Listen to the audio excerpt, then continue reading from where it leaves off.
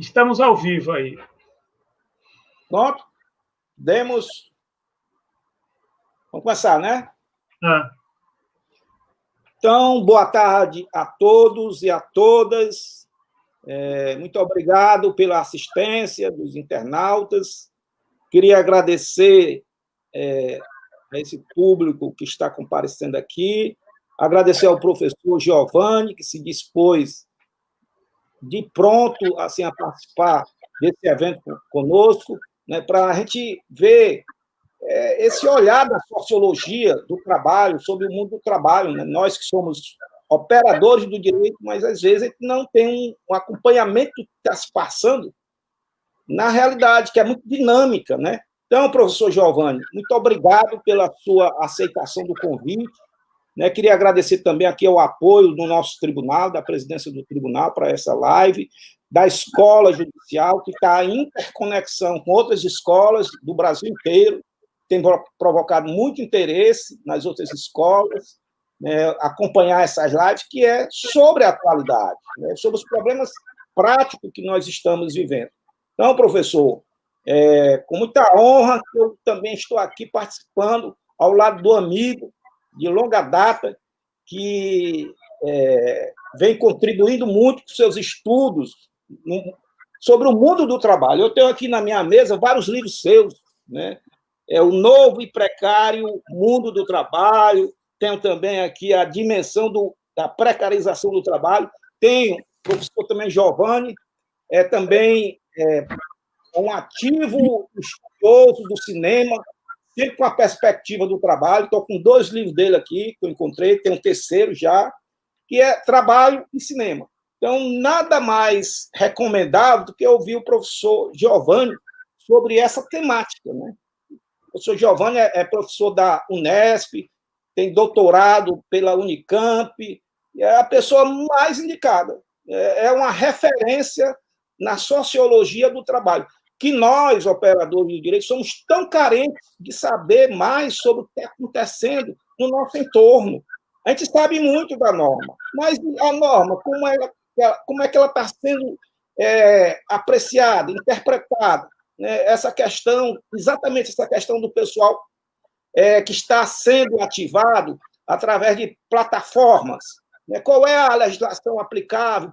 Qual é a melhor legislação? Aquela que vai retratar fielmente, né, essa realidade. E esse filme, eu acho, ele está bem consoante com a ideia que é debater esse momento. É um filme que provocou muito interesse no mundo inteiro, né, trouxe uma temática mundial, não se restringe à Inglaterra, onde foi feito, né, mas ao mundo. Eu vejo os personagens sendo corporificados no meu dia a dia, eu estou vendo, não é uma coisa... Né? Toda a dramaticidade, toda a, vamos dizer, a situação vivenciada pelos personagens estão no nosso dia a dia. E nós, da Justiça do Trabalho, como uma justiça social, foi criada com esse viés, né, de proteger minimamente o trabalho, né, dar vamos dizer, uma resposta que, sem trabalho, não há sociedade. Imaginem, é uma categoria que, pense, você mesmo, sem trabalho, você não seria nada. Tem até uma música do Gonzaguinha, né? O homem sem trabalho não é nada.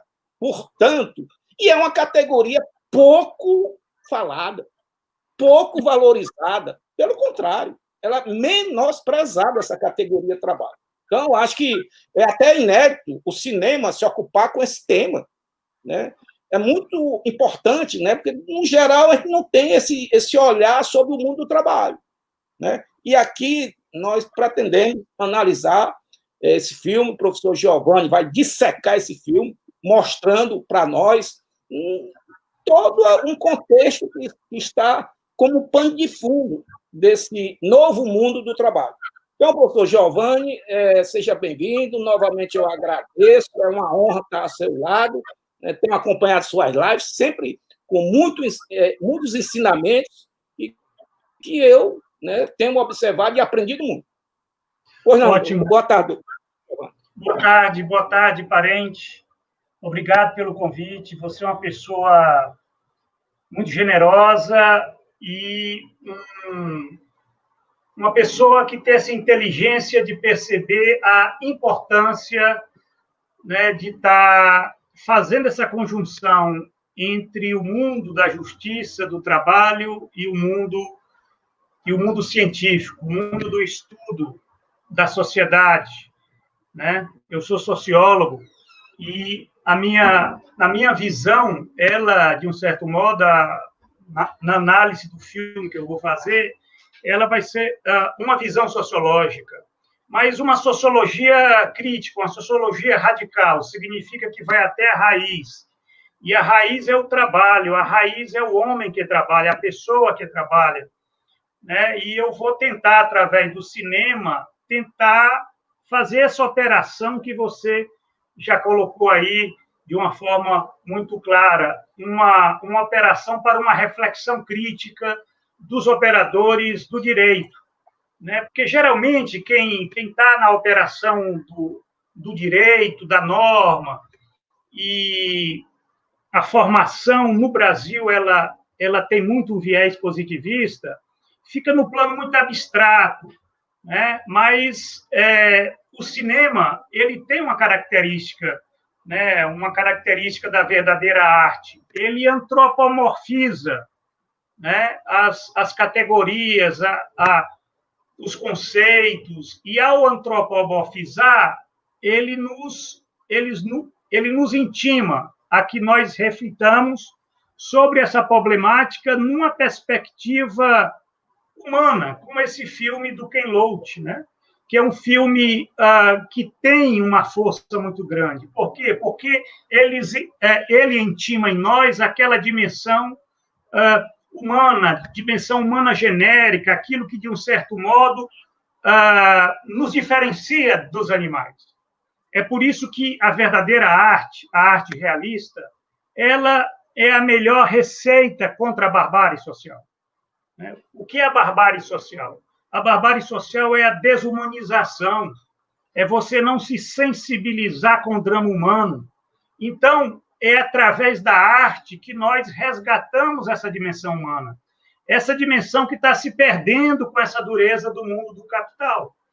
Eu diria que eu tenho utilizado muito o cinema nas minhas reflexões. Aliás, eu adoro refletir através do cinema, porque o cinema, o verdadeiro cinema, o cinema realista, né, como é da tradição de Ken Loach, ele tem essa operação estética, científica, de resgatar essas problemáticas que são radicais. E quando eu falo radical, eu reitero, radical significa ir até a raiz, e a raiz é o próprio homem. Hoje nós vivemos uma situação muito difícil no mundo, é uma crise do capitalismo global, que ela conjugou uma série de elementos, né, da economia, da política e da saúde. Quer dizer, nunca no meu tempo de vida eu vi uma conjuntura tão catastrófica. Catastrófica no sentido de virada de expectativas, né? No sentido de nós estamos entrando numa nova temporalidade histórica. E nós como cientistas sociais, né, vocês como operadores do direito, todos nós precisamos de ter uma percepção clara do que está acontecendo com o mundo, né? Não apenas no Brasil, mas lá fora, né? Porque todo dia são grandes mudanças. Eu vou utilizar, né, como é próprio da metodologia telacrítica, a metodologia telacrítica, quando ela faz análise crítica do filme, ela disseca o filme, ela desmonta a narrativa, ela organiza toda uma compreensão, analisando os personagens, as situações, colocando conceitos, né? Enfim, é isso que eu vou tentar fazer. Eu vou aqui fazer um compartilhamento de tela, né, para que a gente possa estar começando a nossa dinâmica, porque eu tenho um tempo aqui a cumprir, e vamos procurar ser disciplinados. Então, essa é a tela de abertura, né, o tema da minha fala, né? Eu vou procurar ser bastante objetivo, aqui tenho de 20 a 30 minutos, né? Evidentemente, não tenho nenhuma pretensão de esgotar, né, a interpretação crítica do filme, certo? Isso aqui são só alguns elementos para nós discutirmos, né? E eu reitero que esse filme, eu vou estar discutindo esse filme durante todo o próximo semestre, né? Não apenas esse filme, mas eu estou desenvolvendo lives com esse tema da uberização do trabalho. Então, esse filme ele coloca um complexo de questões que nós iremos verificar, que são questões muito candentes, né? Bom, primeiro falar do diretor. Ken Loach é um cineasta britânico, né? Que tem aqui uma série de filmes que ele dirigiu desde 1964, né? Tem uma relação de filmes e todos esses filmes são muito instigantes. Eu destaco aqui esse pequeno livro que foi publicado em 2014 na França, depois tem essa edição aí em espanhol, né? Foi publicado na Espanha, né? E eu adquiri há alguns anos lá, quando eu estive em Madrid, e é um pequeno livro, mas é muito interessante, porque o Ken Loach ele fala um pouco do seu estilo de fazer cinema. E o estilo de fazer cinema do Ken Loach é exatamente esse. Ele quer desafiar o relato dos poderosos. Quer dizer, é um cinema que tenta explicitar os dramas humanos, certo? De um certo modo, o cinema hoje, o cinema de Hollywood, inclusive o cinema brasileiro, é muito difícil nós encontrarmos filmes que, de fato, eles façam esse desafio, né, das narrativas dos poderosos, né? O cinema hoje ele está muito na perspectiva do mercado, né? Então é mais uma ferramenta para alienar as pessoas do mundo real, do que, na verdade, uma ferramenta para fazer esse desafio. E o Ken Loach, ele tem esse compromisso. Os filmes dele são sempre muito instigantes, né? Basta ver o anterior a esse, que ele fez em 2016, que é Eu, Daniel Blake, certo? Que é a tragédia das pessoas, dos trabalhadores aposentados nos países desenvolvidos, né? Isso é muito interessante. Eu, Daniel Blake, de 2016, é a tragédia dos trabalhadores aposentados, e esse filme de 2019, né, Sorry We Miss You, né, ele é a tragédia dos trabalhadores, né, uberizados. Então, veja bem, eu diria que esse filme ele expõe uma catástrofe familiar, certo? Eu quero trabalhar bem essa linha de interpretação, porque é disso que se trata esse filme do Ken Loach, né? É uma catástrofe familiar. Aqui nós temos a família, né? Abe, a esposa, Lisa e Seb, são os filhos, e o Rick, que é o marido, né? Quer dizer, e no decorrer de todo o filme, o que nós assistimos por trás desse drama da uberização do trabalho é uma catástrofe familiar, é uma família sendo, né, como a própria Abe diz, uma família sendo fodida pelo capital, né? Tanto que tem uma cena final que a Abe fala para o Maloney, né, que é o chefe, né, que é o chefe do Rick.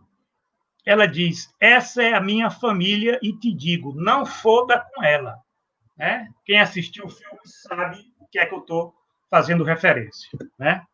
E o filme ele também coloca elementos com respeito às gerações. É um filme que você tem a geração dos pais e a geração dos filhos, e também tem a geração daqueles idosos que a Abe cuida. Isso é que é interessante, né?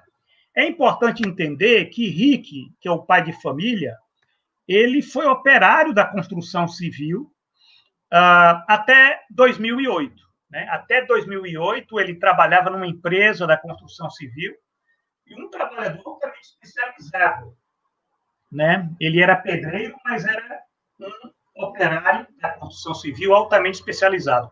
Em 2008, você tem uma crise, até no decorrer do filme se faz referência a isso, uma crise do Banco Northern Rock, né, que foi nacionalizado pelo governo trabalhista britânico, né?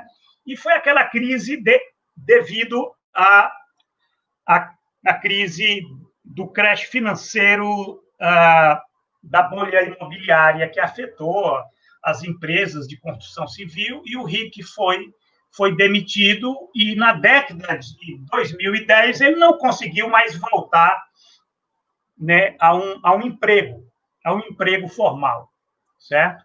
Ele tanto o Rick como a esposa Abe, eles passaram a ter ocupações precárias para sustentar a família, né?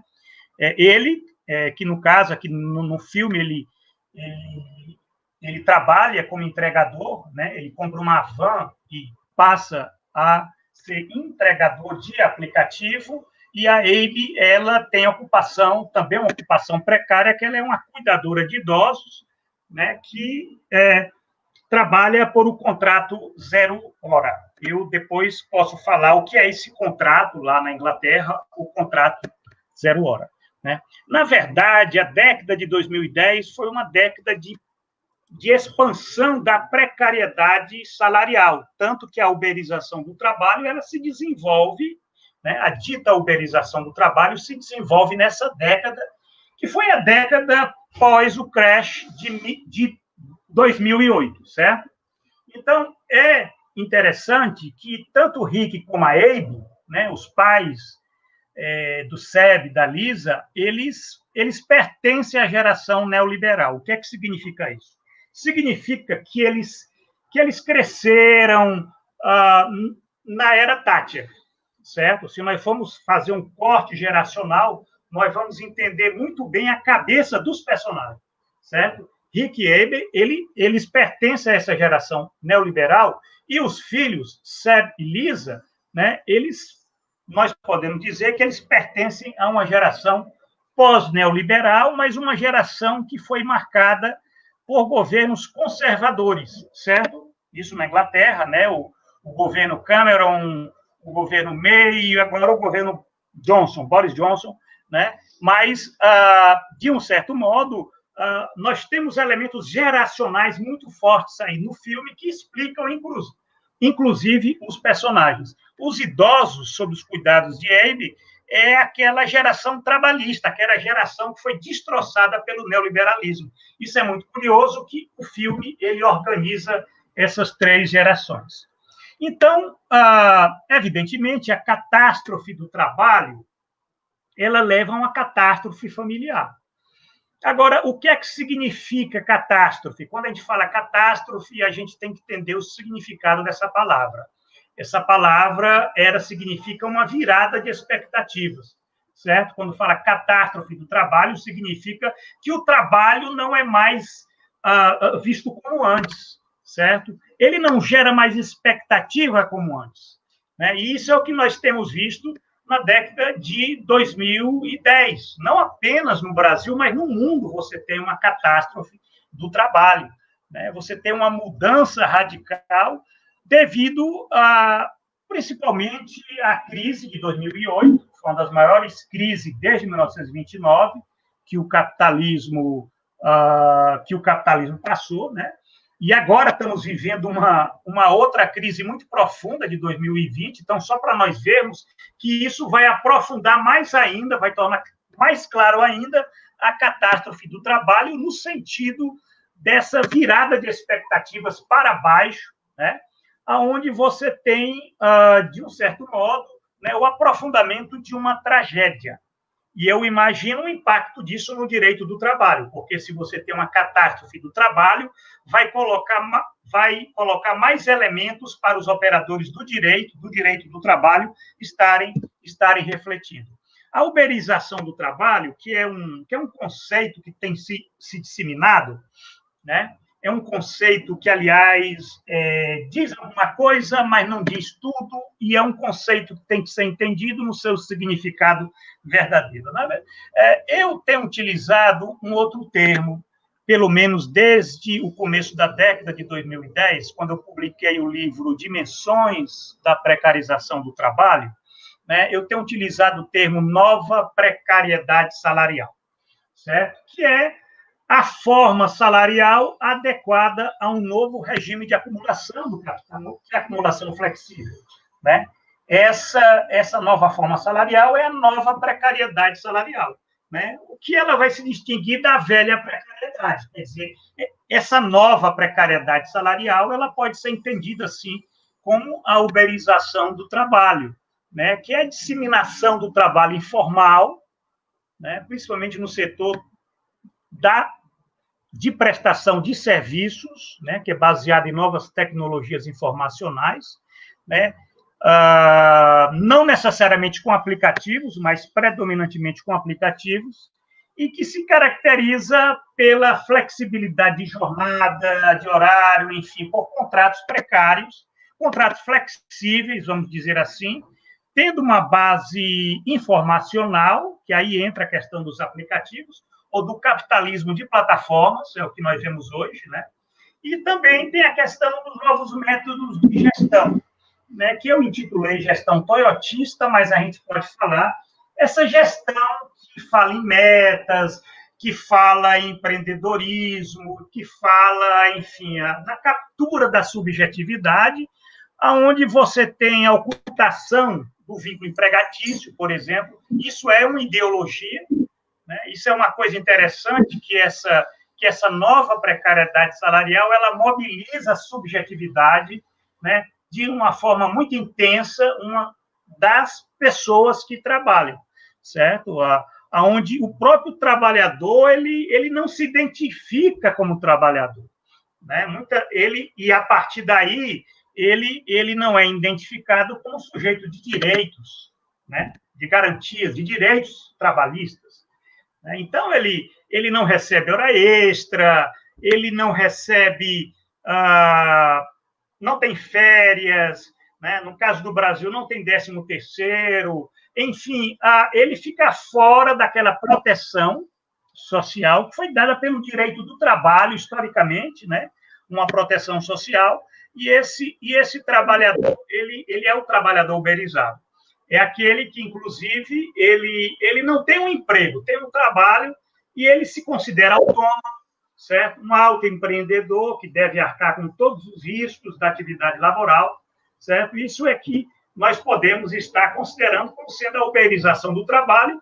E quando se fala em uberização, a gente pensa geralmente no aplicativo, no caso dos entregadores, no caso dos motoristas de transporte individual, que utilizam aplicativos, né? Mas a uberização do trabalho, ela diz respeito, por exemplo, no filme, né? Não é apenas o Rick que ele está imerso na uberização do trabalho, né? Se nós formos verificar, a Abe, a esposa dele, que é cuidadora, ela também pode ser incluída na uberização do trabalho, porque ela é uma trabalhadora que está inserida no mercado de trabalho com um contrato precário, certo? Onde ela, né, tem aquele contrato de 0 hora, né, e ela tem essa flexibilidade, que é a forma como o capital utiliza hoje para explorar, principalmente no setor de serviços. Como as economias nos países capitalistas hoje, né, são predominantemente de serviços, então aí nós já verificamos a base em que se dá hoje a exploração do capital. Aqui tem alguns prós e contras, não vou entrar nessa questão, e eu tirei isso da internet, né? Algumas pessoas que, dentro de uma ótica, vamos dizer, quase dualista, né, falam em uberização do trabalho e colocam os prós e os contras. Mas se a gente for fazer a prova dos 9, nós verificamos, né, o que é que sobra isso para as pessoas, né? Às vezes muitas vezes, o que está por trás do mundo da uberização é uma catástrofe pessoal, né? esse desmonte das famílias, das relações entre pais e filhos, entre marido e mulher, enfim, é um tempo de vida reduzida a tempo de trabalho. Isso é o próprio sentido da nova precariedade salarial. Nos livros que eu tenho escrito, eu tenho utilizado o termo vida reduzida. Né? O que é vida reduzida? É o que nós estamos vendo cada vez mais, pelo menos nos últimos 10, 15 anos de desenvolvimento da nova precariedade salarial, que é esse tempo de vida reduzida a tempo de trabalho. Tem até uma passagem do filme que a Abe diz que ela está comunicando, ela está orientando os filhos, a rotina dos filhos através do smartphone, né, porque ela não consegue, ela não para em casa, inclusive só no final do dia, da noite, é que os dois se encontram, certo? O filme, gente, ele começa com a ideologia, isso é que é interessante. Toda a construção do filme começa com um verdadeiro banho de ideologia, certo? É Rick, o empreendedor, e as falas dos personagens vão muito nesse sentido, certo? Onde o próprio Rick, ele diz, né, que ele prefere trabalhar sozinho, ser meu próprio chefe, certo? Ele diz, isso é que é uma coisa interessante, né? Você tem a desqualificação daqueles trabalhadores que muitas vezes, né, ele diz, faz corpo mole, né? Ele até chama de imbecis preguiçosos, certo? Porque ele tem dentro dele, né, o Rick, ele é um portador dessa ideologia do empreendedorismo, ele tem aquela ideia, né, que você tem que trabalhar com afinco, certo? Tanto é que ele diz lá, não, aqueles dali que, né, faz corpo mole é porque não querem trabalhar, certo? Eu é que sou o trabalhador, né? E a ideologia é muito forte, tanto que o Maloney, que é o chefe, ele pergunta, e nesse tempo que você teve desempregado, você recebeu o seguro-desemprego? Ele disse não, né? Tenho meu orgulho, prefiro passar fome. Olha só, porque o Rick, ele é da geração neoliberal, ele é aquele cara que cresceu na era Thatcher. Então, para ele, o Estado provedor, o Estado que dá seguro-desemprego, ele considera aquilo como uma coisa ultrajante. Só para nós vermos que os personagens do Ken Loach são personagens vivos, que têm esse corte geracional, e essa é a realidade, é a tragédia tanto do Rick como da Abe, né, que estão vendo agora com os filhos, né, e com a uberização do trabalho, essa dimensão trágica da vida pessoal deles. Né? E aí chegou a vez do Maloney, né? O Maloney, que é o chefe, também logo no começo do filme, ele é muito direto, certo? Olha só que coisa interessante, como Ken Loach, os personagens são muito diretos nas falas, mas é isso que nós ouvimos no mundo do trabalho, né? O Maloney diz para ele assim, você não é contratado aqui, você vem a bordo. Dizemos que você embarca, né? Toda a ideologia está muito forte nesse começo do filme, né? Ele diz para o Rick, ó, não trabalha para nós, trabalha conosco. Né? Não dirige para nós, você realiza serviços. Se nós formos verificar, a ideologia do capital ela vai destruindo toda a linguagem, porque isso é uma operação linguística que o Maloney está fazendo, certo? Você vem a bordo, você embarca, você não trabalha para nós, você trabalha conosco, quer dizer, você é colaborador, certo? Isso a gente até acha que é pouca coisa, mas não é, gente, porque é através da linguagem que ocorre a captura da subjetividade do trabalho pelo capital. Inclusive, ele diz, ó, não há salários, e sim honorários. Vocês já imaginam o significado disso? Né? Quer dizer, isso é o poder da ideologia, certo? Tanto que o começo do filme é um verdadeiro congraçamento entre o Maloney, que é o chefe, e o Rick, certo? Onde ele estava esperando essa oportunidade, certo? Onde ele vai poder agora ter o seu próprio negócio.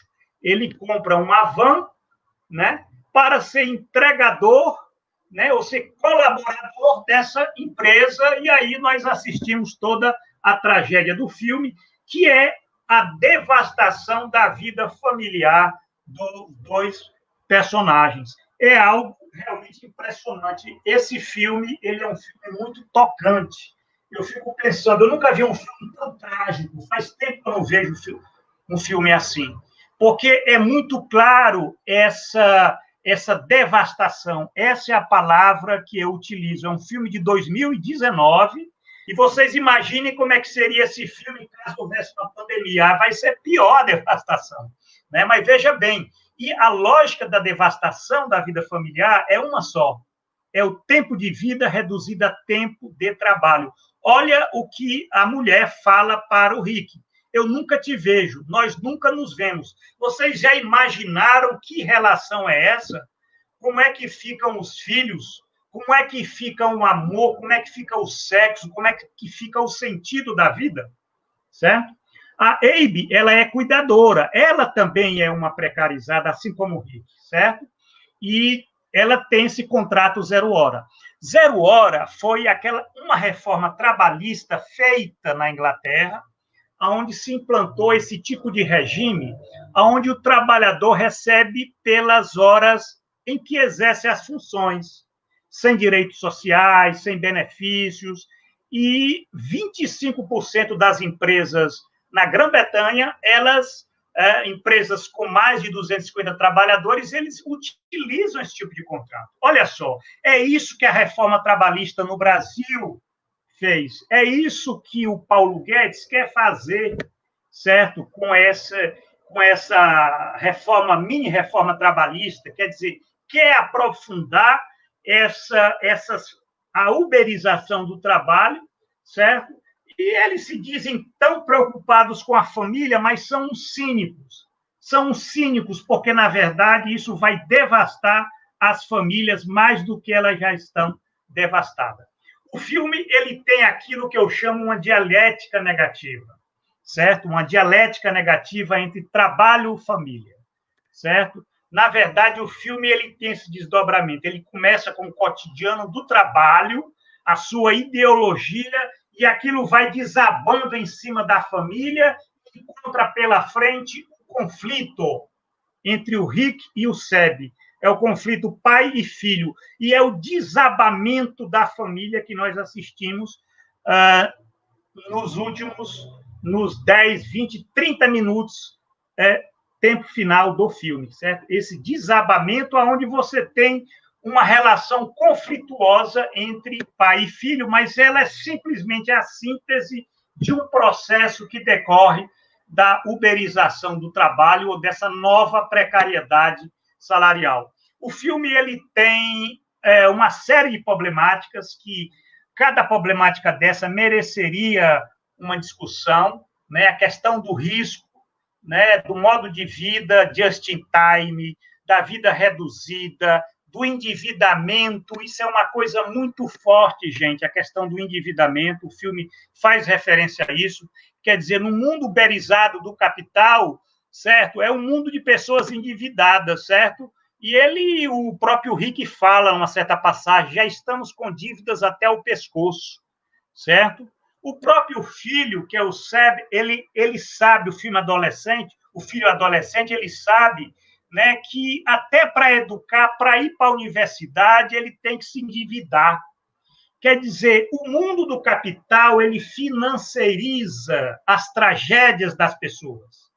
Isso é uma característica mundial, não é só no Brasil, certo? As pessoas se amarram, porque é uma das formas de captura da subjetividade, hein? Pela questão do endividamento, da servidão financeira, certo?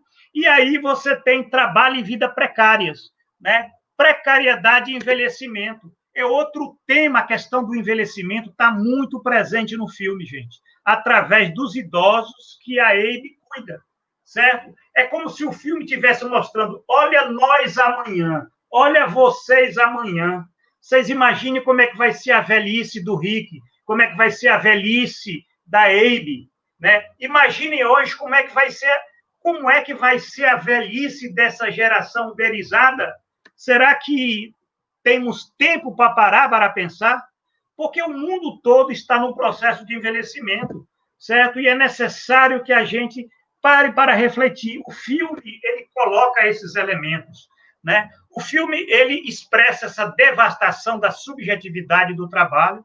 Quando se fala em subjetividade, mente e corpo, certo?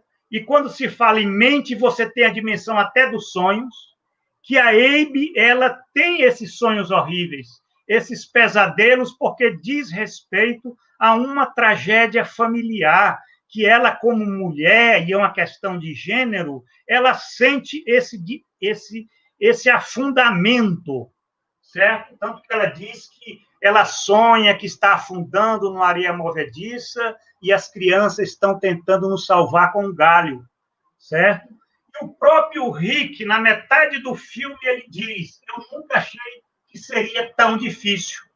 Só para nós vermos como as pessoas elas ficam encurraladas, certo? Onde elas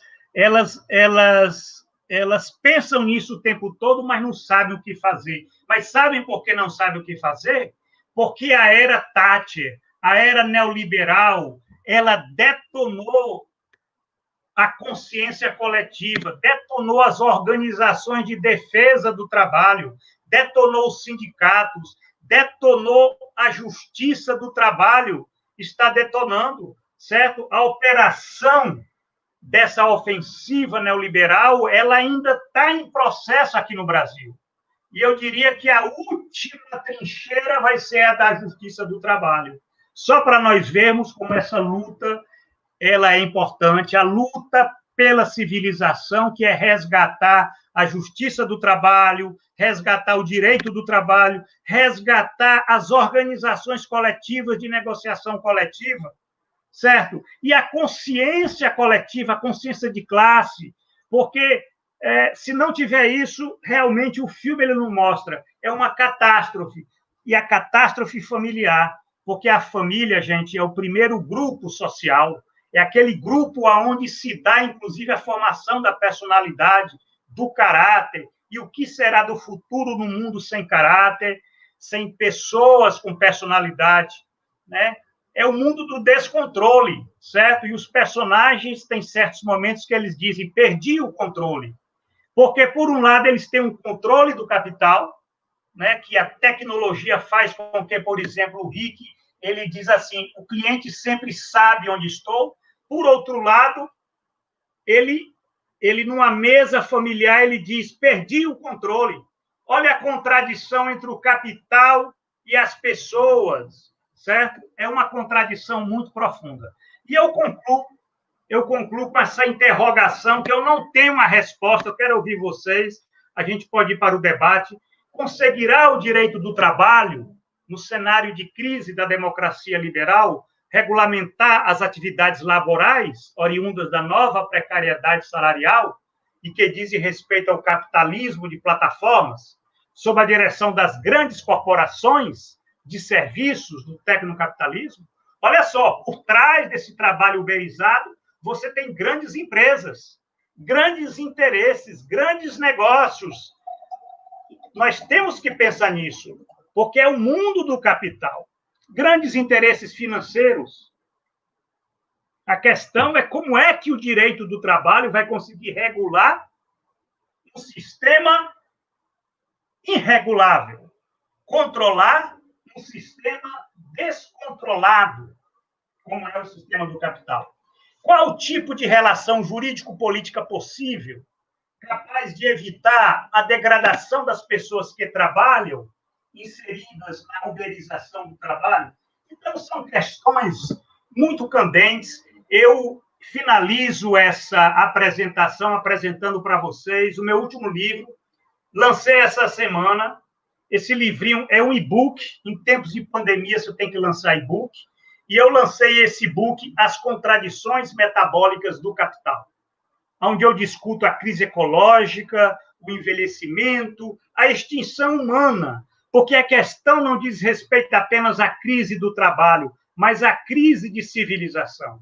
Então, a gente tem que alargar os nossos horizontes, a gente não pode ficar só no elemento corporativo, porque está desabando sobre nós toda uma civilização e nós temos que saber dar uma resposta. Convido vocês também a entrarem, a conhecerem o projeto Tela Crítica, que, inclusive, amanhã é o último dia de inscrição para um curso que eu pretendo dar, né, que eu vou dar a partir de agosto, sobre a miséria brasileira através do cinema.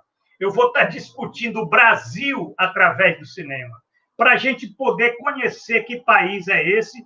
Entrem no site Tela Crítica, conheçam.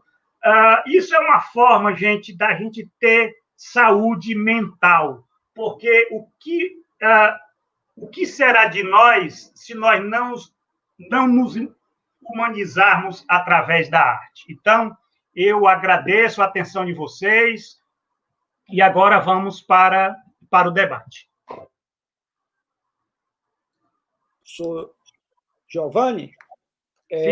Eu, sem querer prejudicar aqui o debate, né, as intervenções do público internauta, né, que tem aqui comparecido, inclusive, de vários tribunais, Tribunal do Rio de Janeiro, Tribunal do Espírito Santo, Tribunal do Amazonas, Tribunal de Campinas, a sua cidade, né? Tribunal também, e outros tribunais. Então, estamos bem conectados com vamos dizer, com a Justiça do Trabalho. Mas eu queria lembrar o que é essa gigaeconomia, né? Que é um nome bonito, né? Que às vezes o trabalhador sente até orgulho de pronunciá-la. Gigaeconomia, trabalho compartilhado, colaborador e tal. Sente até uma espécie de orgulho, como se fosse o direito do trabalho uma coisa ruim, né? Mas depois a gente vê que não é isso. Aí eu elenquei aqui várias características desse novo formato de relações de trabalho. Eu vejo a questão das metas, né? A gente vê no filme que as metas são tirânicas, né? Difícil de atendê-las. O baixo nível remuneratório também é característica desse regime, né? Embora a pessoa trabalhe, é o que a ele fala, né? Eu estou me sentindo numa areia movediça. Quanto mais a gente se mexe, mais se afunda, mais dívida, mais problema. E o filme retrata isso, né? A questão daquela coisa assim, da meritocracia. Você tem que demonstrar que você pode ter o retorno financeiro desde que você faça tudo que a empresa, que aquele negócio exige de você. E se você não faz, você se culpa. Aí entra um problema, né, psicológico, de você se autorresponsabilizar por uma coisa que é maior do que o indivíduo, né? A questão da invisibilidade também. Esse pessoal até hoje está invisível, apesar das cores berrantes que a gente vê nas ruas, cruzando, são cores berrantes que não dá para não vê-los, né? Mas eles estão invisíveis para os órgãos públicos, para a imprensa, ainda não... E são milhões de pessoas, né? No Brasil aqui já está em torno de 6 milhões, me parece, atualizando os números. Com a pandemia já deve ter acrescido mais. Então, é impressionante como esse público, que inclusive está sendo desempregado por causa da pandemia e de outros fatores, eles estão se socorrendo desses bicos.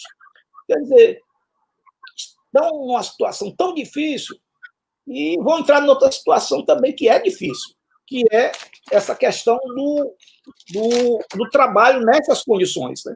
Outra coisa que eu vejo é um conceito assim meio novo, e eu acho que o professor poderia até desenvolver, essa autonomia na subordinação. São termos meio contraditórios entre si, autonomia na subordinação, mas que retrata fielmente, a gente vê, né, a promessa da liberdade e, ao mesmo tempo, com aquele controle. E aí entra a questão dos algoritmos, né? E nós, da trabalho, tão acostumados que fomos ensinados a ver a subordinação como a presença de ordens diretas. Nesse modelo não tem ordens diretas, tem ordens algorítmicas, que são mais fortes do que as ordens diretas presenciais, porque o filme também retrata isso. Tudo é medido. Qualquer segundo, onde você está, a geolocalização, o que é que você está fazendo, tudo. Você perde até muito da sua privacidade nesse sistema de trabalho. Você é cobrado com muito mais ênfase. Né? Então, é um papel aí da tecnologia. Aquela promessa do teórico Domenico de Masi, o italiano, que nós teríamos uma sociedade do lazer, foi para o espaço. Aquelas ideias do André Góes, né, de quem mais, que dizia Robert Kuhns, né, que um crítico muito grande do sistema, que ele dizia fim do trabalho. Pelo contrário, só que é um trabalho numa nova morfologia, né, com essas características que nós estamos vendo e que o filme muito bem o retrata. E aí cabe muitos assuntos transversais que caberia horas e horas de discussão. Esse filme é um livro. Se for dissecá-lo, como bem fez o professor, de forma muito competente, de forma sintética, mas muito clara, tem muita questão da perda da importância do sindicato. Os sindicatos estão desvalorizados, a perda dos laços de solidariedade entre os trabalhadores, a concorrência predatória entre trabalhadores, né? E eles não são culpados também por essa concorrência predatória. Né? Tem uma lei aí, quase que é a lei da oferta e da procura para eles. Quando tem um termozinho que é usado, que é o seguinte, preço dinâmico. Me lembrei, preço dinâmico. Aí vai todo mundo para aquela área. Quando vai todo mundo para aquela área, e tem também a questão do incentivo. Vá para lá que você vai ganhar mais. Aí vai todo mundo, quando chega lá, já encontra outra situação, porque já tem muita gente lá e o preço cai. Então, essa questão é muito presente. Há muitos depoimentos que os trabalhadores, dizem, olha, quando eu entrei há 4 anos atrás, eu ganhava tanto e agora caiu. E parece, aí entra a questão do estranhamento, né? Da alienação. Parece uma coisa misteriosa. Como é que é isso? Mas tem explicação. Porque é a lei da oferta e da procura que está funcionando, né? E que ele não tem domínio nenhum sobre isso. Né? Ele está nessa nova modalidade de subordinação, ele simplesmente tem que se inserir ou cai fora, porque também estamos vivendo uma sociedade da multidão do trabalho. Né? Não importa mais o indivíduo, porque se faltar um, tem outro.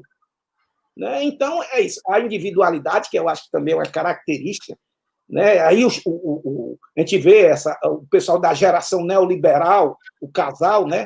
Eles incorporaram uma ideologia que é cada um por si. A gente não vê... Tem até um diálogo aí no filme, para encerrar, que uma paciente, uma idosa, participou das manifestações contra o neoliberalismo na época Thatcher, certo? Já a geração do Rick e da Abe, não. Eles estão ainda perdidos. Né? Mas eu acho que, professor, eu sou um otimista, sabe? Nós, ao debater, o diretor britânico colocar esse tema, a gente vai, né, se educando. Aos poucos, a gente vai percebendo a realidade que está nas nossas vistas, né? E que não há como fantasiar, não há como dizer que não é aquilo que não é. Né? E nós temos que encarar, e para nós da Justiça do Trabalho, é muito caro um princípio chamado princípio da primazia da realidade.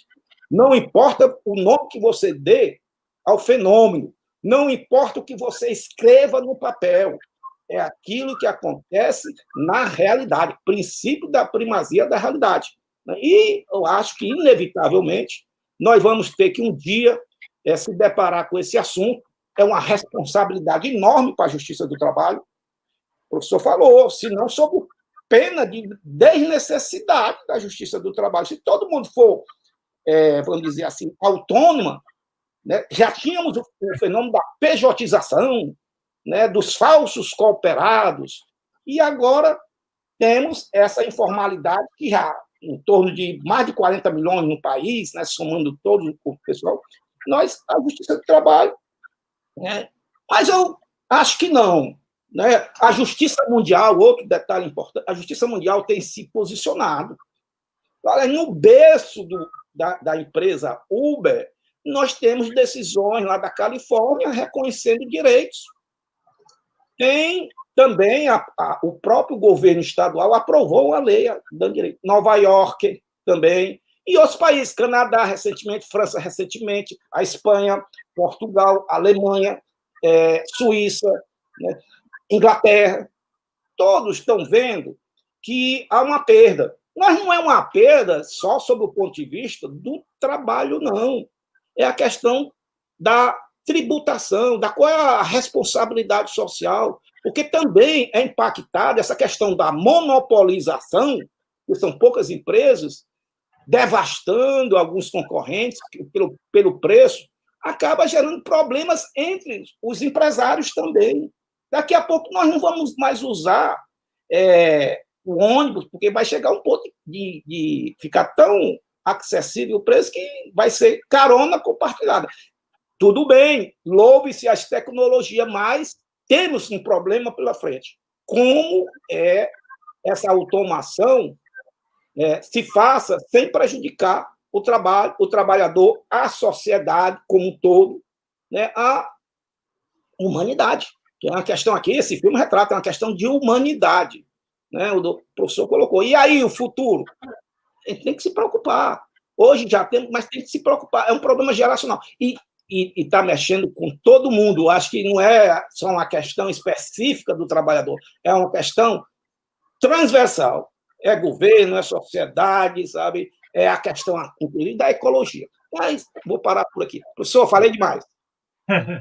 Não, Parente, obrigado por estar já colocando alguns elementos que eu queria só comentar. Eu vou aqui dialogar com as tuas questões, que são muitas, né? E que eu fui anotando aqui só para fazer observações pontuais.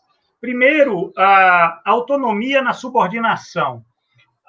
Aliás, o capitalismo global, que é esse capitalismo que se desenvolve há pelo menos 30 anos, nós temos 30 anos de capitalismo global, né, que ele se impulsiona a partir da queda do Muro de Berlim, do Consenso de Washington e do fim da União Soviética. O capitalismo global ele tem um traço característico. Ele é um capitalismo farsesco. Farsa. Essa é a palavra. Vamos procurar no dicionário para entender o que é farsa. Então, é farsa tudo nesse sistema. É farsa a economia, é farsa a política, é farsa o discurso, inclusive a forma de dominação do capital, ela é farsesca. Ela manipula as subjetividades. Olha só o que é a extrema-direita. A extrema-direita é a farsa líquida, a farsa pura. Olha o que é Bolsonaro, o que é Trump.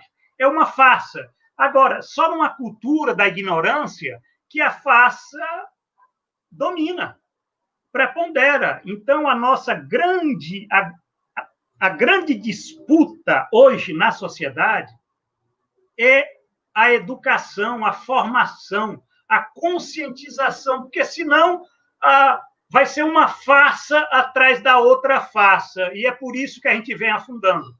Né? Então, isso que você falou, eu achei muito curioso. Autonomia na subordinação. Isso daí é um conto de fadas. Fábula é fábula, certo? Outra coisa que você falou muito bem é a questão do gerenciamento algorítmico, né?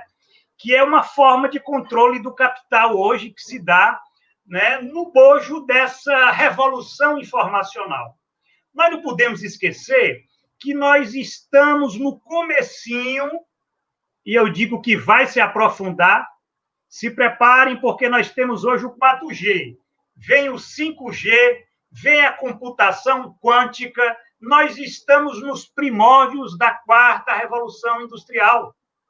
Então, se o algoritmo hoje faz isso, se nós, a sociedade, não tivermos o controle desse sistema, vai se aprofundar o estranhamento. Isso que você falou, que é um conceito científico, mas eu diria mais, não é só a questão do estranhamento, porque o capitalismo, o estranhamento, ele é fetichizado.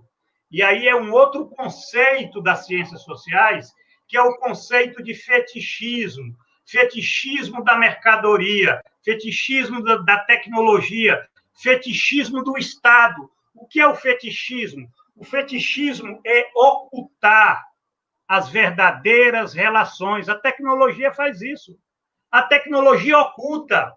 Você não sabe, você acha que você tem o controle da tua vida porque você decide. Não, você não decide, é o algoritmo. Mas você não vê o algoritmo.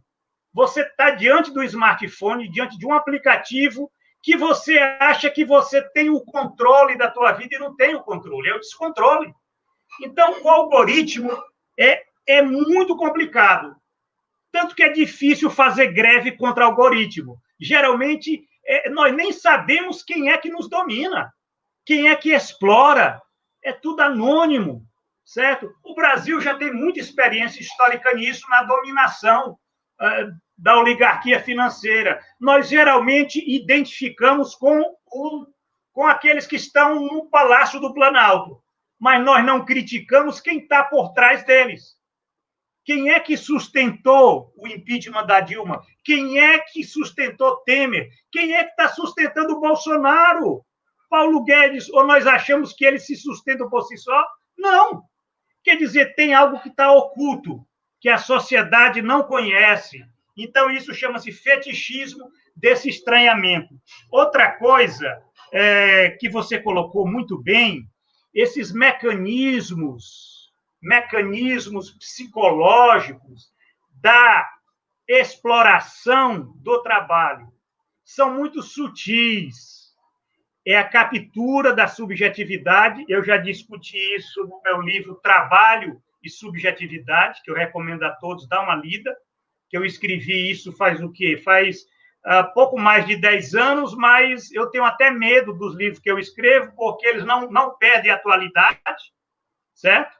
Porque as coisas se realizam até de uma forma exuberante, mas a captura da subjetividade, eu tentei desmontar aquilo fazendo diálogo com a psicanálise lacaniana, com a questão da linguagem, com a questão do medo, com a questão da culpa, aquilo que nos corrói por dentro e nós achamos que nós é que somos culpados por não estar cumprindo metas, por não estarmos atingir aquele rendimento, que isso ocorre nas mais diversos setores.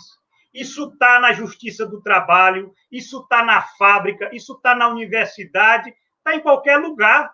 Todos nós somos uberizados e não sabemos, em maior ou menor medida, porque é algo que vai traficando com a tecnologia.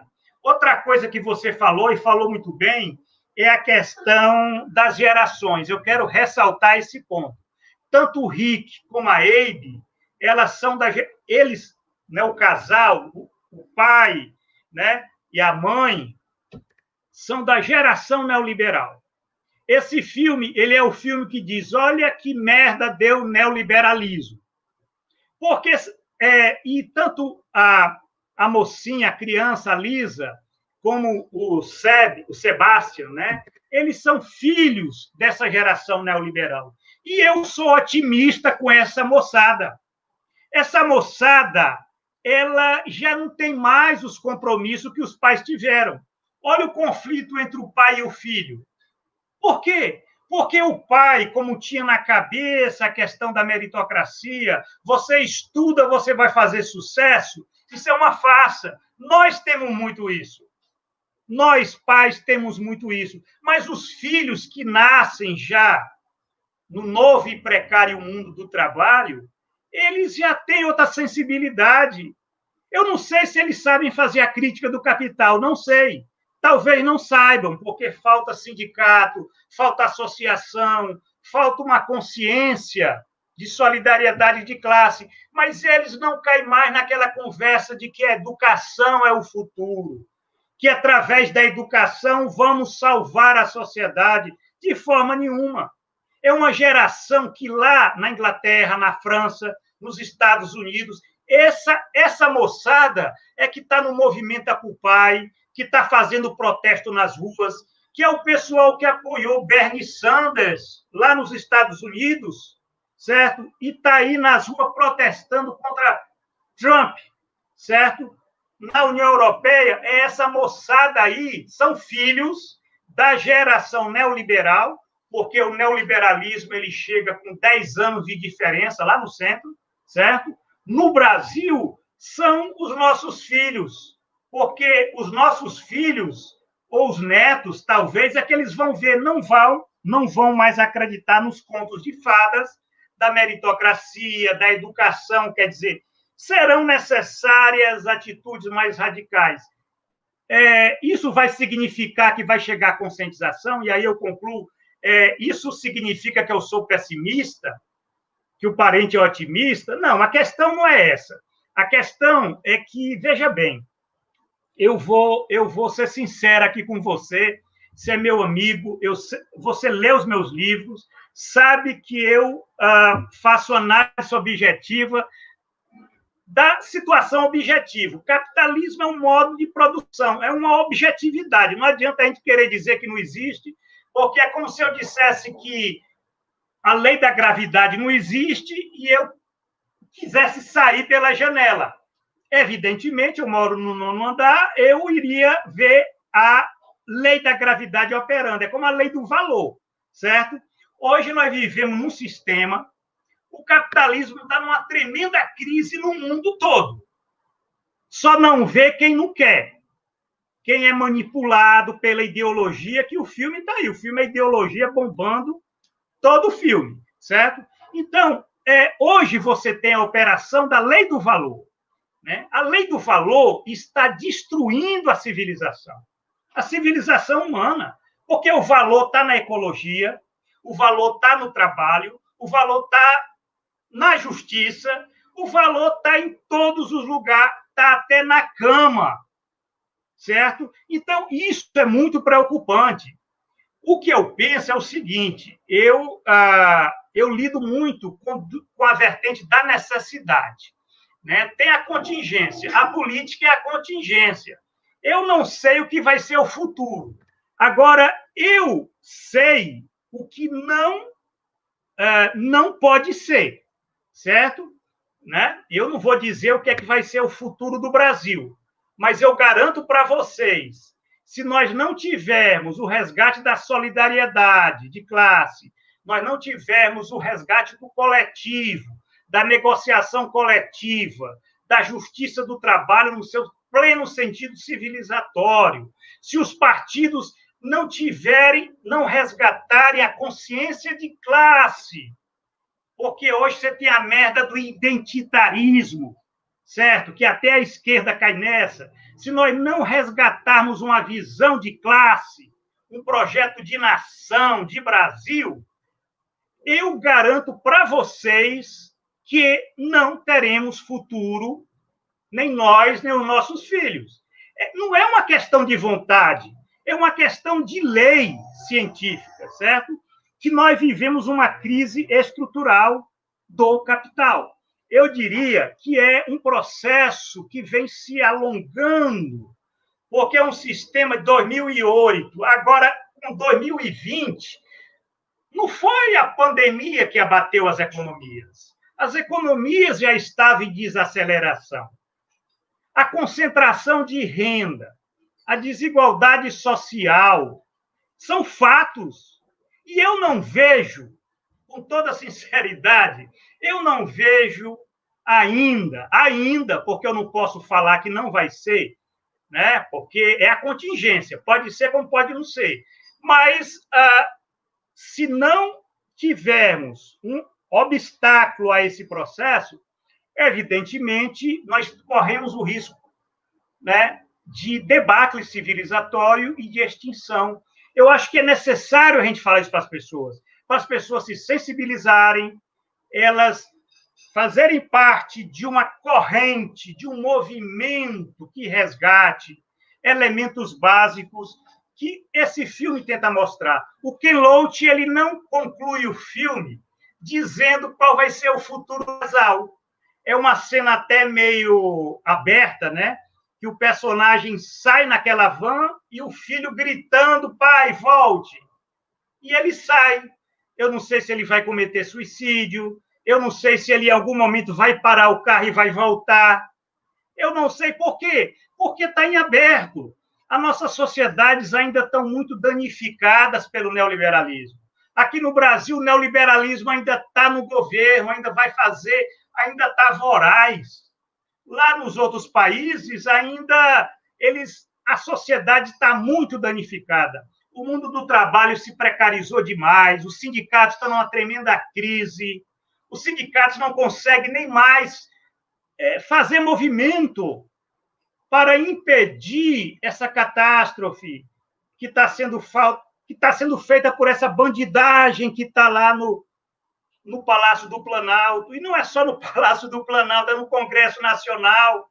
E o Judiciário dando todo apoio às instâncias supremas, conivente, Judiciário conivente com o afundamento da civilização brasileira. Teremos Tribunal de Nuremberg? Eu não sei. Eu duvido. Mas quem sabe? Quem sou eu para falar do futuro? Eu falo de tendências. E eu acho que eu sou assim como Ken Loach. Abre, né? Eu queria só ler uma pequena passagem desse livrinho aqui, que o Ken Loach ele relata toda a experiência dele, de cinema, de ativista. É um cara que fala muitas coisas interessantes. E eu vou ler essa passagem, 30 segundos aqui. Ele vai dizer o seguinte, né? Que a questão não é questão de partidos. A questão ela se coloca que tem questões fundamentais. Uma delas, certo, é que ele, Ken Loach, não acredita que nós devemos operar dentro do sistema. Ele não acredita que nós podemos reformar o sistema, fazê-lo funcionar. Isso é como se fosse uma fantasia, a gente querer fazer o capitalismo funcionar, certo? Porque o capitalismo já mostrou que ele não pode satisfazer as necessidades da grande maioria. Gente, quanto tempo é que nós vamos precisar para ter essa perspectiva? A juventude lá dos países centrais, uma grande parte já está vendo que não se sustenta. Uma parte está votando na extrema-direita. Por que votar em Bolsonaro? Por que votar em Trump? Então, a gente tem uma tremenda insatisfação social com o sistema político, com o sistema político no sentido amplo. Então, eu acredito que são questões, certo, que nós temos que estar fazendo uma discussão muito... Uma pergunta aí. Você está vendo a pergunta ou quer que eu leia? Não, eu estou lendo aqui e já vou responder de forma muito... Olha, eu não vejo vantagem no trabalho uberizado. Tem vantagem de ir para o inferno? Vamos pensar assim, qual a vantagem de ir para o inferno? O trabalho uberizado, gente, é catástrofe familiar. É o tempo de vida reduzido a tempo de trabalho. Não tem meio termo. Você regulamenta, o parente deu exemplo de regulamentações, mas são residuais. Aqui no Brasil, o Supremo derrota tudo que for contra a flexibilização do trabalho. O Supremo e, contudo, eles estão articulados para derrubar o direito do trabalho. Não me iludo com esse sistema de poder, não. A questão individual, nós acharmos que educação financeira aplicada, aí vai ser a saída individualista e salve-se quem puder.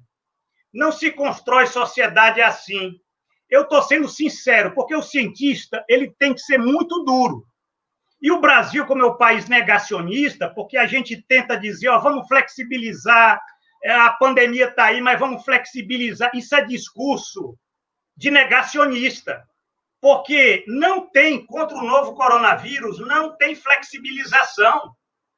Está matando muita gente todo dia, e se não tiver aquela recomendação da OMS, dos médicos responsáveis, vai morrer, vai pegar uma parte. É claro que alguns não morrem, mas uma parte morre. Vamos querer arriscar 10% da população, 5% da população brasileira, milhões e milhões de brasileiros morrendo para nós provarmos que a gente pode flexibilizar ou, então, buscar as saídas individuais. Eu, particularmente, assim, olha, fazer ciência social, parente, no Brasil é difícil.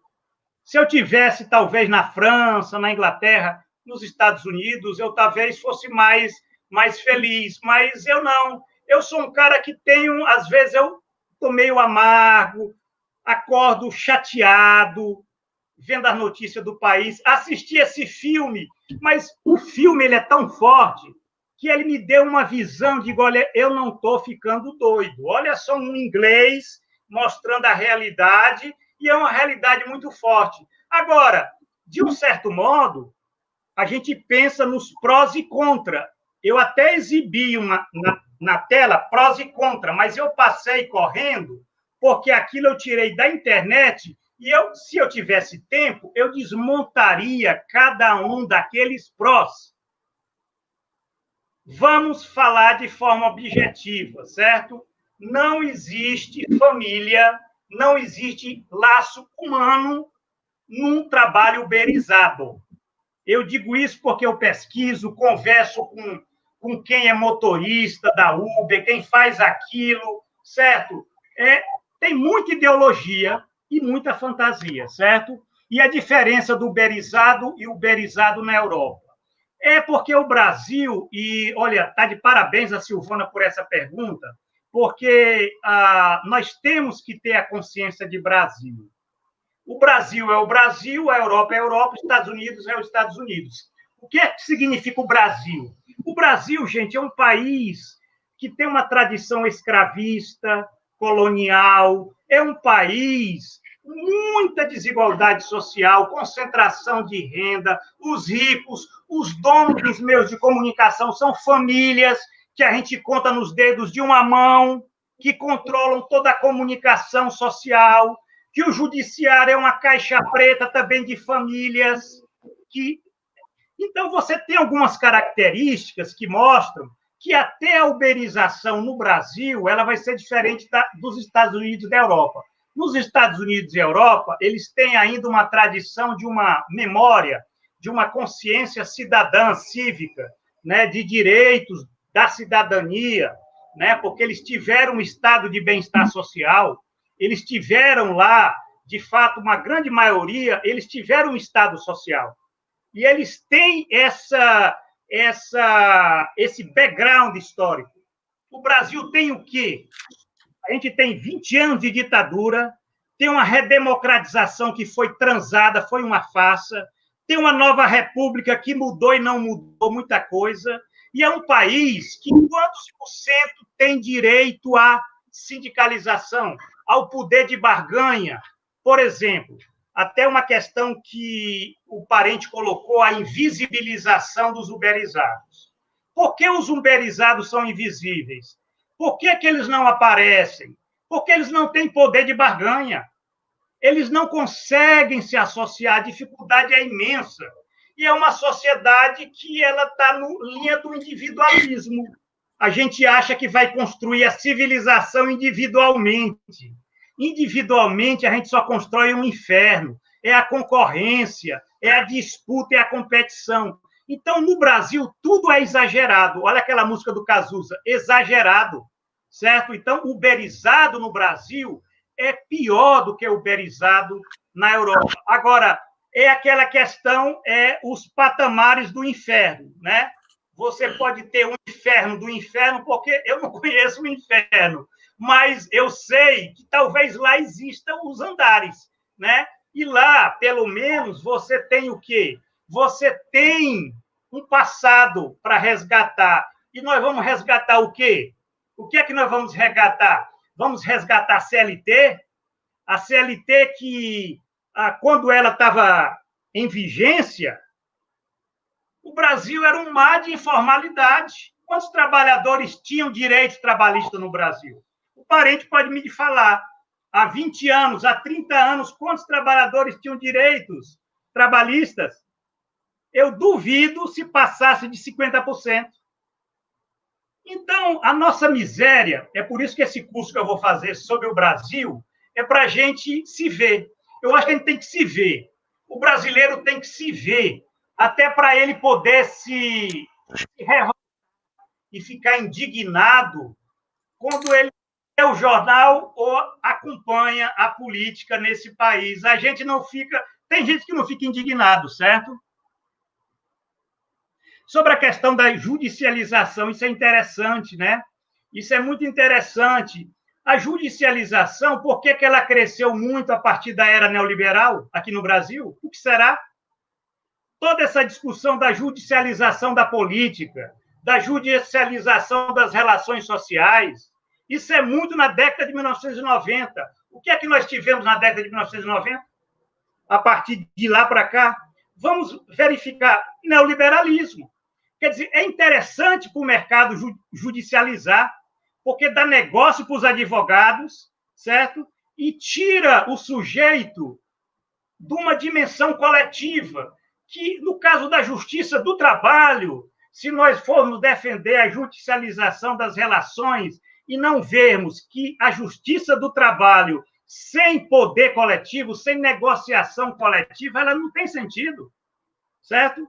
O direito do trabalho só tem sentido se ele resgatar aquilo que caracterizou a civilização, pelo menos lá nos países centrais, né, de sindicatos fortes, associações, coletivos capazes de negociar o contrato, as condições de trabalho, inclusive a demissão. Olha só, a Renault acabou de demitir no Paraná 230 operários. Não chamou o sindicato para negociar demissão, não, porque hoje você pode fazer isso, demissão coletiva, sem a presença de sindicato.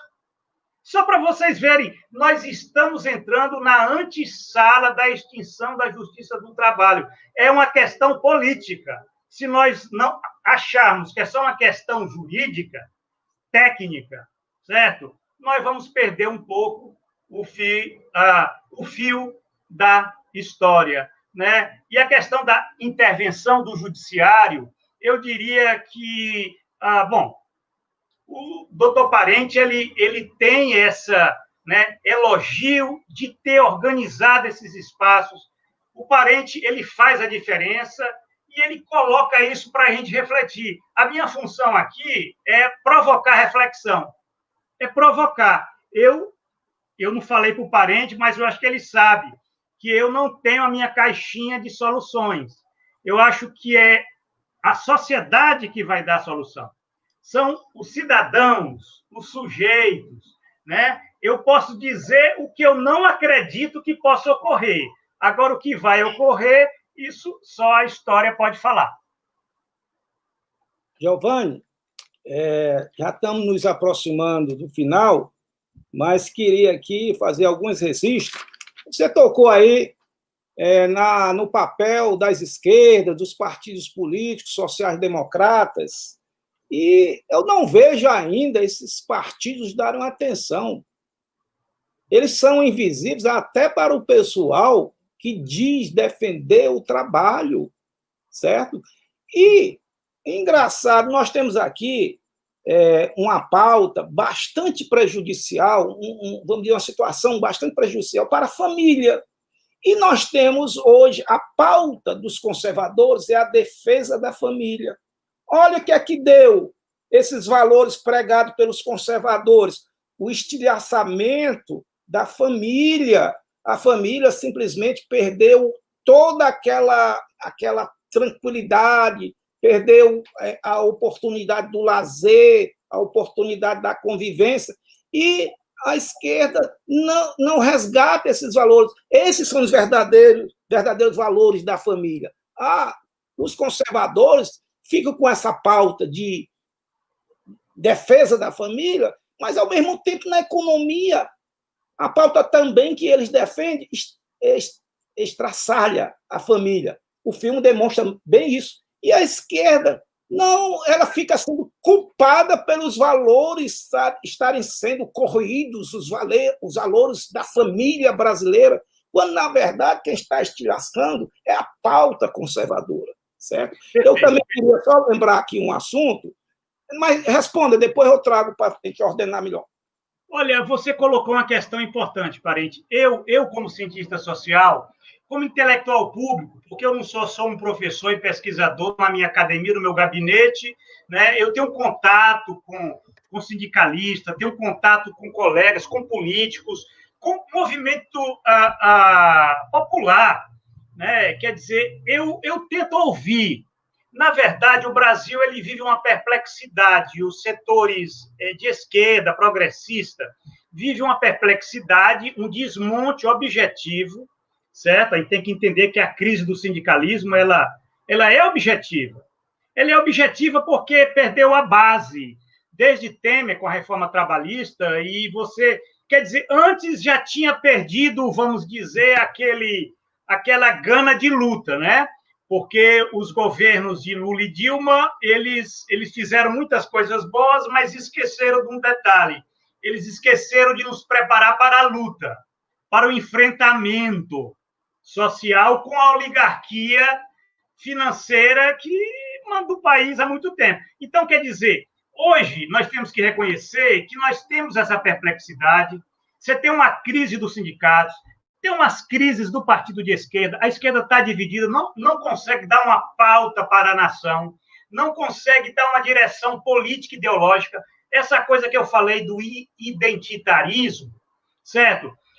Isso é uma coisa que está corroendo o discurso da esquerda, certo? É um pessoal que se mobiliza para movimento de mulheres, de negros, de juventude, mas ninguém fala mais na classe que vive do trabalho, como o mestre Ricardo Antunes fala. Quer dizer, a perspectiva classista de classe trabalhadora, de projeto nacional. Quem é que discute projeto? Eu não vejo a esquerda discutindo projeto para a sociedade, porque não tem projeto. Eles têm projeto eleitoral. Para ganhar as eleições, a gente tem uma fragilidade muito grande nos discursos, sim, de quem nos representa. E eu concordo contigo. Temos que fazer autocrítica. Eu, como cientista social, eu não posso estar ocultando as coisas. Agora, é claro que eu também tenho que falar que é um processo que, sob pena de nós nos extinguirmos, a sociedade ela vai reagir. Ela vai reagir.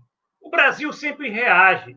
Nesse ponto, agora, como é que vai reagir é que nós temos que estar acompanhando, certo? Eu acredito que é fundamental nós estarmos, né, nós que organizamos, né, a cultura, o espaço, cultura jurídica, né, coletivos, a gente está tendo um compromisso. Fazendo isso, parente, que você está fazendo, você organizou essa live, né, com intelectual, colocou um intelectual de esquerda crítico aqui para estar provocando, quer dizer, provoca a reflexão. Num país que não é muito afeito à reflexão. Tanto não é afeita a reflexão, que aí, se você não tem reflexão, o que é que nos domina? O afeto, o irracional, o preconceito, né? Então, a gente tem que lutar, a gente tem que refletir. E aí a gente vê uma sociedade que ainda está... As coisas são tão velozes que ainda nós não tivemos um tempinho para parar para ter noção do que está acontecendo. Né? Porque, assim, escalado, impeachment da Dilma, prisão do Lula, governo Temer, reforma trabalhista, reforma previdenciária, elege Bolsonaro e vem a pandemia. Quer dizer, a gente não consegue, de um certo modo, ligar as coisas, certo? E lá fora também está acontecendo muita coisa. Então, eu diria que é fundamental quem é formador, quem é educador, ter esse compromisso para as pessoas pararem um pouco, lerem mais. Quem é da área do direito, operador do direito, tem que sair um pouco do quadrado, tem que procurar abrir a visão de mundo, sob pena de o mundo amanhã estar surpreendendo. Porque já é tempo, já há algum tempo, a gente tem visto essa situação de crise. E depois da pandemia, não vamos mais voltar à normalidade.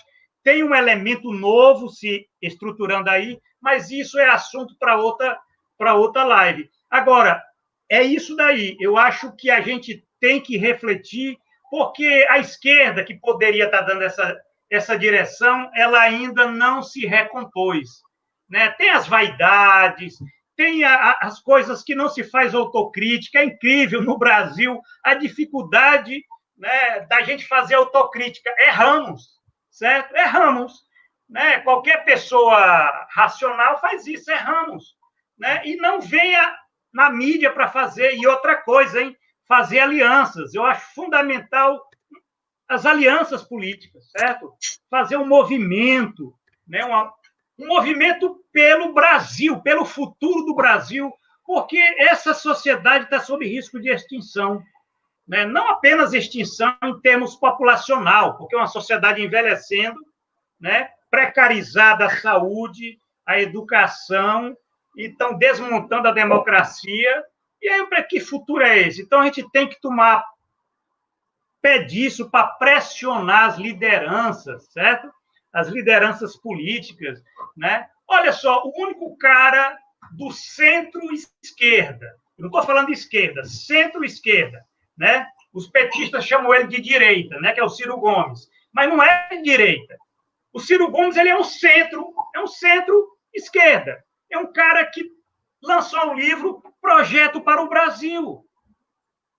E os outros lançaram para fazer a discussão, para fazer o debate. Teve reforma da Previdência, se discutiu a sociedade, reforma tributária, gente. Certo? Reforma política, já vão fazer uma reforma política. Então, quer dizer, a sociedade não está discutindo. Agora, estão discutindo o quê? Estão discutindo banalidades, porque as redes sociais, o que elas fazem circular é muita banalidade.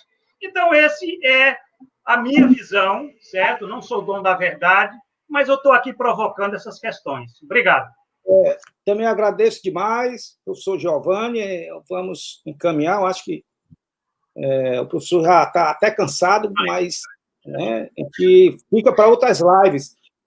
Alguns aqui perguntaram sobre os seus livros, como acessá-los. Eu vi que alguns estão no Amazon, né? Que é uma plataforma. Né? Esse último está na Amazon, que é uma plataforma virtual, onde eu estou disputando em pandemia as consciências, certo? Infelizmente, eu queria ter livro em papel para estar em Fortaleza lançando, né? Como eu sempre faço, né, parente? Eu ia para Fortaleza em março, mas aí veio o novo coronavírus. Então, eu lancei um e-book que ele trata de temas de fundo, que é a questão da crise ecológica, tem a ver com o trabalho, o envelhecimento tem a ver com o trabalho, e a questão da civilização.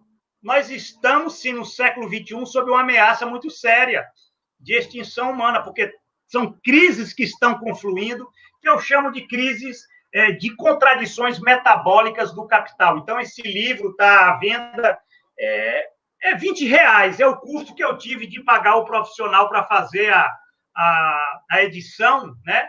E está à disposição de vocês. Agora, no Google, vocês colocam Giovanni Alves, tem vários livros circulando aí em PDF, tem nas livrarias, tem Trabalho e Subjetividade, que já não sei se está esgotado, mas tem a ver com essas questões aí da uberização do trabalho, e eu lamento que os meus livros continuem muito atuais, porque eu escrevo tanta coisa terrível, mas é o capital, né? É isso. Eu agradeço você pelo convite e estou à disposição. Eu queria registrar muitos parabéns pela explanação, o pessoal gostou mesmo. É um tema que realmente é como o filme, é o tema que nós temos que discutir, porque eu saio de casa, já estou vendo essa realidade perto de mim. Então, parabéns também, né? Gostei de participar aqui, queria uma fração desses agradecimentos, pelos parabéns, né? Mas o crédito é do professor Giovanni Alves pela excelente explanação, de forma objetiva, dissecou a questão, né? Embora se possa ainda aprofundar muito mais, que tem muito mais, né? Mas eu acho que, como início de conversa, foi muito bom. Então, queria também divulgar a sua rede, a rede de estudos, né? Que vem produzindo muito, e aí até a possibilidade do tribunal retransmitir, que eu não sei como, a rede, que são estudos do trabalho, né? Então, seria muito... É o canal da RET, né? transparente. Eu agradeceria que depois você passasse uma circular, ou então colocasse aqui nos comentários no canal www.estudosdotrabalho.org, que é o site da RET, e a RET ela é uma rede de pesquisadores, de interessados em discutir o mundo do trabalho numa perspectiva crítica e interdisciplinar. A gente tem feito lives com as mais diversas pessoas e estamos abertos para discutir, inclusive, oportunamente, você vai ser convidado para falar sobre a justiça do trabalho. Se prepara. À disposição. Eu só não queria deixar passar em branco uma observação aqui do Marcelino Fialho, que ele traz uma preocupação, ele chama até de perigo. A uberização já chegou na prestação de serviços jurídicos, em serviços prestados por advogados, por meio do low tax. Um perigo, ele adverte. Não nos mudamos. Esse termo, essa morfologia do trabalho vai se estender para professores, já está. Pessoal doméstico, pessoal de salão, advogado, está sendo dito aqui, engenheiro. É o mundo do trabalho. Pois é por isso que eu sou otimista, porque uma sociedade não vive sem trabalho. Essa categoria não pode, por mais que ela sofra, ela não pode, porque a gente sabe que é ela que gera riqueza, é ela que gera. Ela está sendo desvalorizada, mas, por outro lado, está gerando muito mais riqueza. Olha a contradição. Ela é desvalorizada, está concentrando essa riqueza em função do trabalho precarizado. É diretamente proporcional. Então, eu queria agradecer de novo. Aqui eu vi o doutor, nosso colega magistrado Ronaldo Solano, que é o presidente da AMATRA, Associação dos Magistrados Trabalhistas, aqui, está pedindo a lista das pessoas que queiram assinar a lista que assistiram. Está aqui, tem até o link para a presença disponível, já está no chat. E agradecer essa audiência, doutor Ronaldo, que é um legítimo representante aqui das causas da magistratura, naquilo que há de melhor na magistratura, sabe? De valores constitucionais que estão na Constituição, que estão nas leis trabalhistas, que faz aquilo que o objetivo para o qual o direito do trabalho foi criado, pelo próprio capitalismo, né? E que agora o capitalismo se desvencilhar dele, mas nós sabemos que não é tão fácil, né? Porque quando foram desvalorizar lá no século XVIII, o trabalho deu no que deu, né? Então, a gente tem que estar atento, tem que compreender o momento, os movimentos, as coisas são dinâmicas. Eu acho que o filósofo grego Heráclito já dizia, ou foi Parmênides, eu estou em dúvida agora, que nada está parado, né? As coisas são dinâmicas. Tem coisa mais dialética, né? Esses movimentos, a autonomia na subordinação. Olha que coisa! Dá para escrever um livro sobre isso, né? Obrigado, Parente. Grande abraço para você e a todos, né? Agradeço aí a atenção. E agradecendo também aos internautas que nos prestigiaram aqui. Pessoal, muito agradecido e ficamos para uma próxima live. Obrigado, professor Giovanni, honrado com a sua presença. Tudo de bom. Obrigado.